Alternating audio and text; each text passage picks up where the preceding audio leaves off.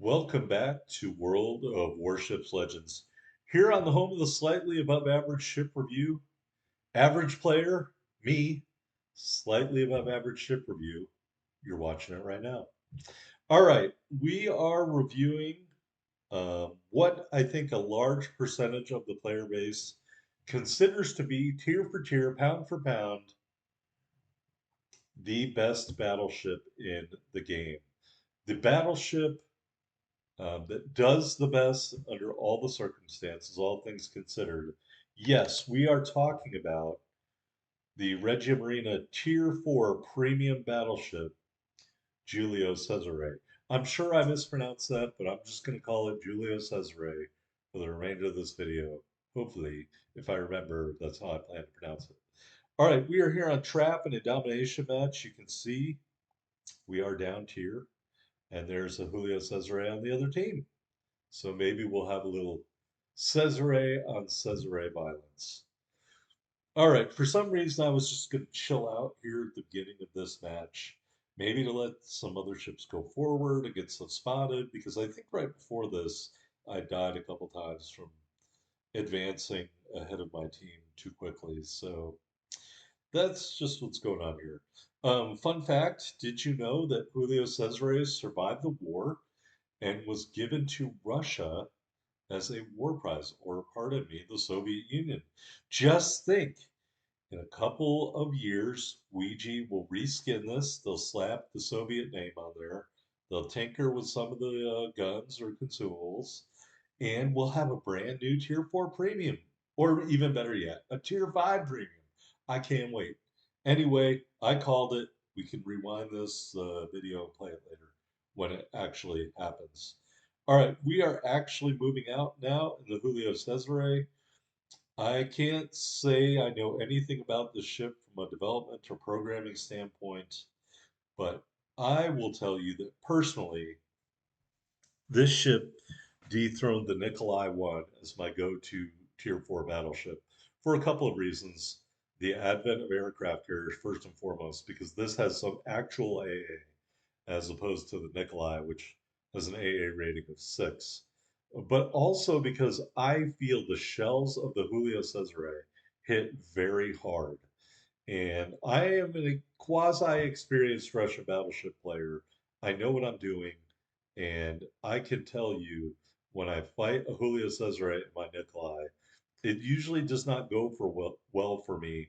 And it's not because I don't know what I'm doing. All right, speaking of don't know what you're doing, broadside cruiser, yes, please.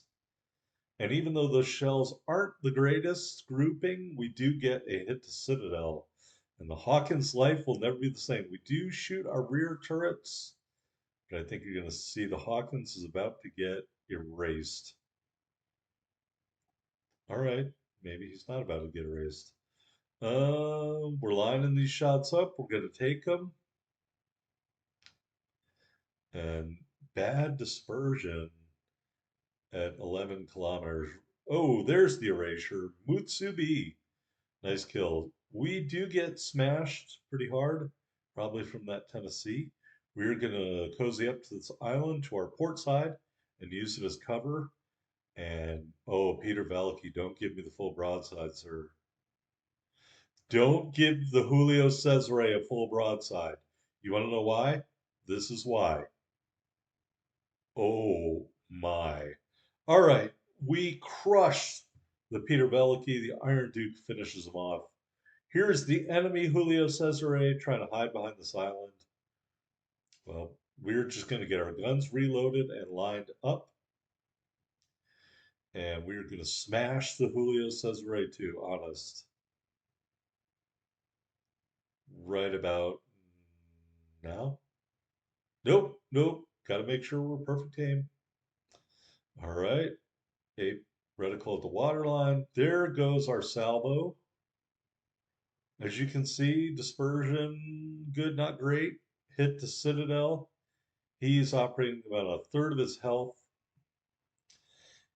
And I want to say a cruiser is shooting at him, a battleship is shooting at him, and we're shooting at him. So they went from a even matchup or a 4-on-3 over here to a 3-on-1 deficit pretty quickly. We do shoot over the hill, but just get one. Looks like an overpen. Disappointing. Anyway, long story short, see that Krasny Krim that just died? He launched torpedoes. Those torpedoes are going to finish off the enemy Julio Cesare. Right about now. All right, so my teammates racking up the medals. Mutsubi's having a good game. All right, we got this Fuso here as two other enemy ships cancel each other, or a enemy ship and a friendly ship cancel each other out. Fuso is a tier 5. Yep, Japanese battleship. They got a Molotov, a Sobrazatelny, and the Tennessee still. Looking at, there's the Mutsubi. Here's the Fuso. And so we're going to go bow on to the Fuso. Now, I remember looking at the armor viewer after recording this match, and the Julio Cesare is not really meant for bow tanking, in my opinion. It kind of has an armor profile similar to the Arkansas FE. I think that review might come out before this one, but if it doesn't, whenever it comes out, watch that one, take a look at the armor viewer, and take a look at the armor viewer on this. You'll see what I mean. All right, mid range, 8 kilometers away, two salvos on the Sobrazatelny. Good night, Sobrazatelny. And so 10, 11 kilometers dispersion, kind of not great. 8 kilometers and in, excellent dispersion. So I think this ship really is just crying out for that accuracy commander, at least in some respects. Not that there's anything wrong with the guy I'm using, he works just fine. But I think it would be very interesting to see what this ship could do with an accuracy commander. That wasn't very accurate. We are shooting above the waterline at the Tennessee, but really more to kind of distract him from us or the other ship, because we got a Fuso right around the corner here, and I got to take the Fuso out. Now, I don't know if I talked, this is like the second or third voiceover I've done for this. Tennessee took out the Mitsubi, by the way, no shocker there. I don't know if I mentioned in this voiceover, because I already had to delete one. I think this ship can really hit above its weight as we pass by a beautiful inland harbor. I'm sure we're violating the harbor limit on speed. Um, we're going to try to overtake the Fuso here, but the Fuso's damage and my damage after that salvo are about even. The Fuso is being shot at by this other battleship, but it is a tier 5 battleship. We're a tier 4 battleship. But this is going to give you, I think, a good indication of the power of the Julio Cesare and why it can hit above its weight. Now, we are shooting armor piercing.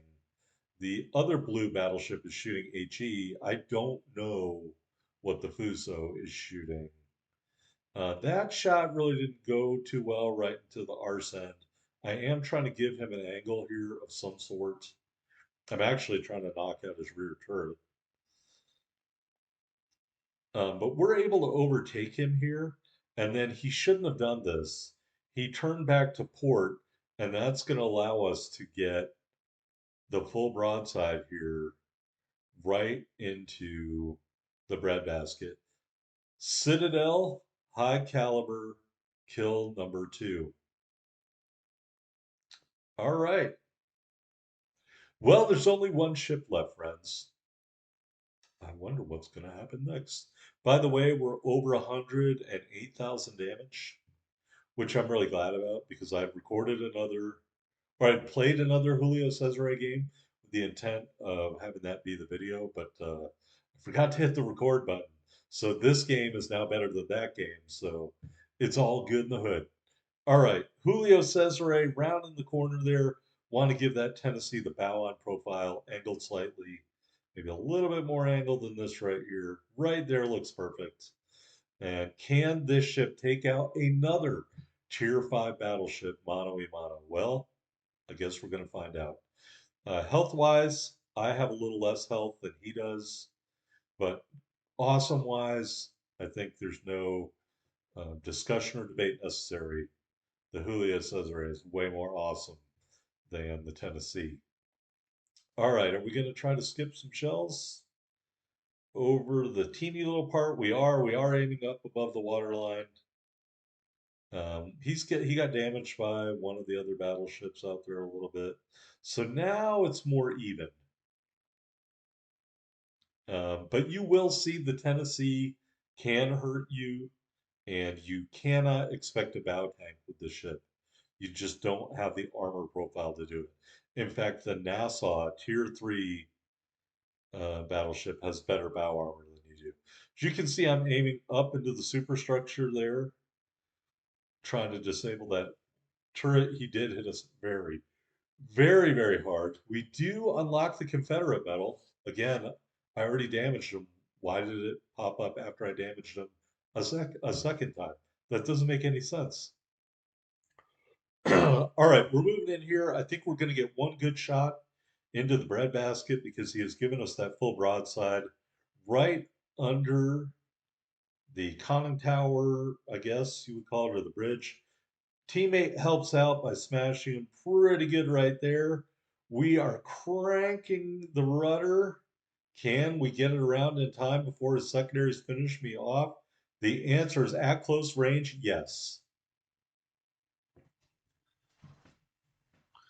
All right. The victory screen. We got a Confederate medal, the high caliber medal. 133,464 total damage. 3 kills,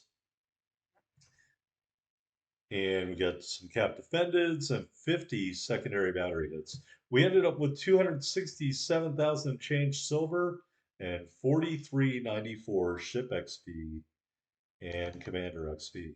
And we are going to review it in the port afterwards, just letting you know. We're going to look at the port and the commander. There we are at the top of the board, 2253 in the Giulio Cesare with our 3 big kills. Down tier, no problem. I know XP wise, that's not the best game or whatever. I'm sure there are Krakens out there with this ship. I've had a Kraken or two with this ship. Very powerful, especially when you are top tier. And I also want to say Iron Duke, good game. Mutsubi, couple kills. So definitely a good team behind me. Let's go look at the upgrade of the modifications. Only one, aiming systems mod 1. The loadout, we have 5 charges of the repair party, 3 charges of the enhanced secondary targeting consumable. We didn't run any booster flags. We got that type mounted permanent camo. This is a flag in error. I use the Wargaming birthday flag on Italian premiums. So now we have the right flag on this ship. It's probably why I didn't do so well in that last game. 45,500 hit points and a 36% torpedo damage reduction with this build. Artillery, you've got 2x2 320 turrets and 2x3 320 turrets. Reminds me of like New York or Oklahoma or Nevada or something like that. 14.7 kilometer firing range, reload 27.6 seconds, turn in 28 seconds. HE shells do 4,800 damage, 35% fire chance. AP shells do 9,700 damage. Got 2 suites of secondary guns. They both shoot out to 4.2 kilometers and reload every 6 seconds. The HE shells from the 4x2 100 millimeters do 1,500 damage with a 6% fire chance. The AP shells from the 6x2 120 millimeter guns do 2,000 damage. There's your AA defense. You can see that first suite of secondaries does count as AA. Acceptable, not great. Maneuverability, 27 knots. I like that. Turning circle for a battleship, I guess, is about average. Rudder shift is nothing special at 13 seconds. And detectability, 12.7 kilometers on the surface, 10.6 from the air, 10.5 when firing in smoke. Here's a look at the armor viewer, kind of really weird looking armor scheme. We will take it all off. You have a partially above water citadel. And you can see it is more heavily armored on the top, and it's got these little semicircles in the front and the rear. But don't be alarmed by that when you see those, because I'm going to put the barbettes and the turrets back on. And you can see that part of the citadel is protected by the barbettes. Now, the barbettes and the turret sides are heavily armored. The roof of the turret is not as heavily armored, but it is sloped, at least for fire from other battleships. All right, let's put the bow on. I can never find it the right way. 19 millimeter bow. I think that's a little weaker in my opinion. I'll put this other armor back on. You can see it's kind of got this armor belt starting just short of the bow right there, kind of highlighted for a second. And it goes back the length of the amidship. So, I mean, I think you can angle a little bit more in this ship and get away with it. Bow tanking, probably not the best way to go about it. It's just hard for me to explain that, but it's like more armored at the side behind the second turret, um, if that makes any sense. Here's our commander, level 16, legendary level 2, Paolo di Rebel. Base trait makes the reload of the battleship guns faster. I really like it. I use it on a lot of ships. Um, but I wouldn't. Sorry, Madden and Cunningham as inspirations. On this build, we're running not the one for nuisance, although I can imagine a lot of people would use Brawler. If you're doing more close-in fighting, I would recommend Brawler and running the scissors. We're using Crisscross. I would not use Porcupine because the guns don't have enough range. Artisan's Touch, I've never used this, and it says improve the penetration at the cost of a lower chance of the Citadel. Why on earth would anyone choose that? I just have no idea. So I've never used it. Firefighter, which is a must. Master Mechanic, which is a must. Will to rebuild. Although again, if you're doing all brawling, I could see running the scissors to do more damage. All right, so reaching the end of the video. Hope you enjoyed it. Again, internet situation upcoming is unknown. I hope I can keep cranking these out. I hope you'll keep tuning in, and I hope you hit that like button if you enjoyed it. Thanks for watching, everybody. And if you don't have this ship yet, definitely worth the doubloons if you need a tier 4 battleship.